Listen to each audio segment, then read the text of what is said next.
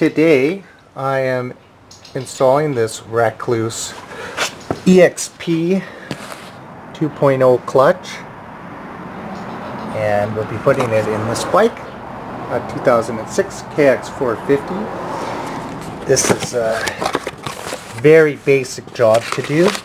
Anybody could do this. I'll just take out the components. This is basically the entire unit that does most of the work, does all the work really. And yeah, so it's pretty basic. There's a couple of little screws that you can push down and change the springs, and it comes included some different colored springs which have different tensions to adjust your engagement rate. Stock, it comes with 3 reds and 3 blue springs, and that's for a medium engagement, so that's what we'll start off with. I've also bought a set of new Rekluse friction plates. Just I felt it would be better to set it all up anyways if everything's new. So here we go. It's a pretty basic job. I just turn off the fuel, lay this bike over, I take the brake pedal off while it's standing up. It's pretty easy to do. An 8mm socket for these bolts, and inside it's probably either 8mm bolts or Phillips. We'll see. Okay, so here we go. Rekluse EXP 2.0, the basic kit, $400, $500 with the new fibers. So first off, we'll throw some oil in that bag. And I'm going to soak all these parts in oil, put them off to the side. I like to blow it off first with a little bit of compressed air so any loose dirt won't fall in it.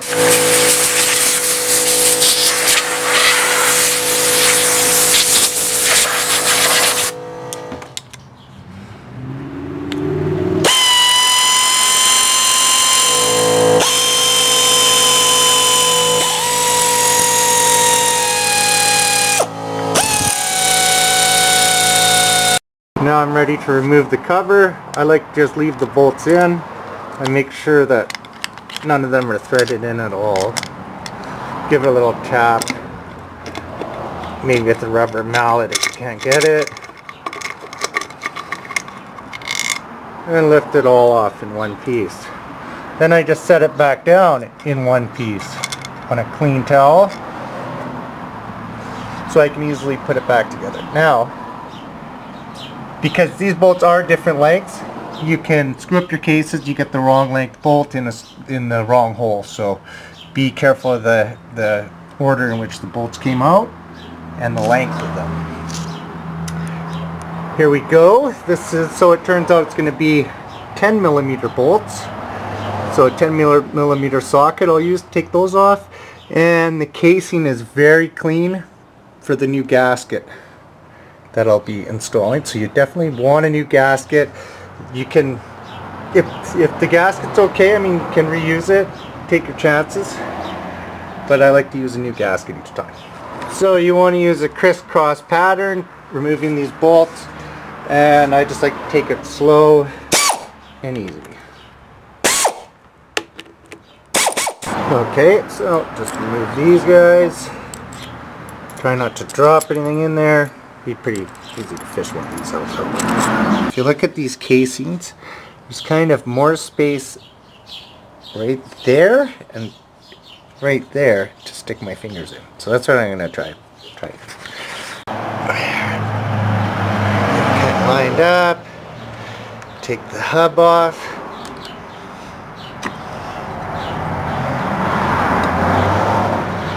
Check and see if anything's stuck to the back of it. There's a little washer. Put my washer back on there for safety's sake. Now, let's try to slip all these up, as many as I can. There we go. Set them down in a clean spot.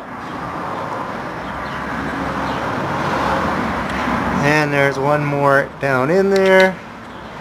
kind of hard to get one.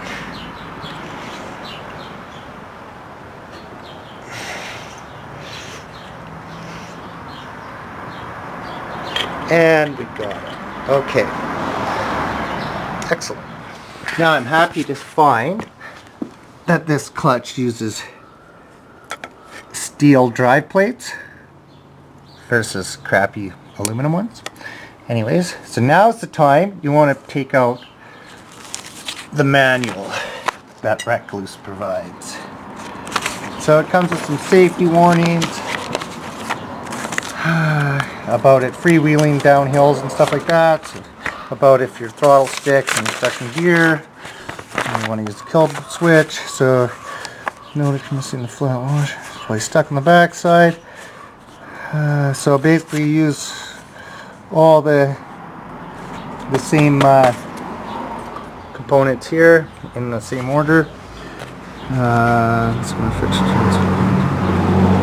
So now there's an actual one that's model specific they give you, and that's this one, the EXP clutch setup sheet, and they even put the model and what it's got. Here's the order in which they go in. So it's friction, steel, then the unit, the EXP 2.0 unit, followed by a drive, friction, drive, friction, drive, friction, drive, friction.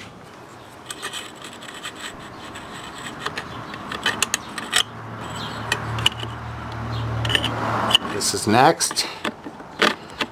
Now drive.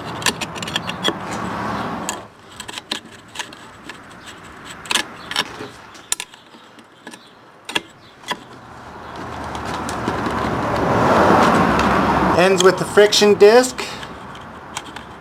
Starts and ends with the friction disc. Now, simply put back your hub. Double check that it doesn't have some kind of way of indexing. Pretty basic, can't really get it wrong. There, that seats right down on there nicely. Kit comes with some supplied springs. So we're going to replace our stock springs with these ones.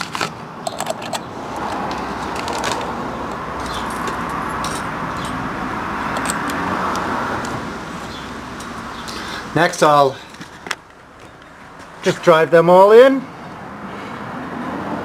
When you get down to the part where it's actually pressing down on the hub, go in a crisscross pattern and just move slowly. Should be fine. Okay, so I've got them all screwed in. You want to be careful with these, they do strip easy. I've stripped them before, but not this time. But like, anyways, yeah, just use a torque wrench. It doesn't take much. Okay, so I've got my cover on, bolted all down. I'm going to give this guy a little bit of grease. My brake pivot. Okay, put that back on.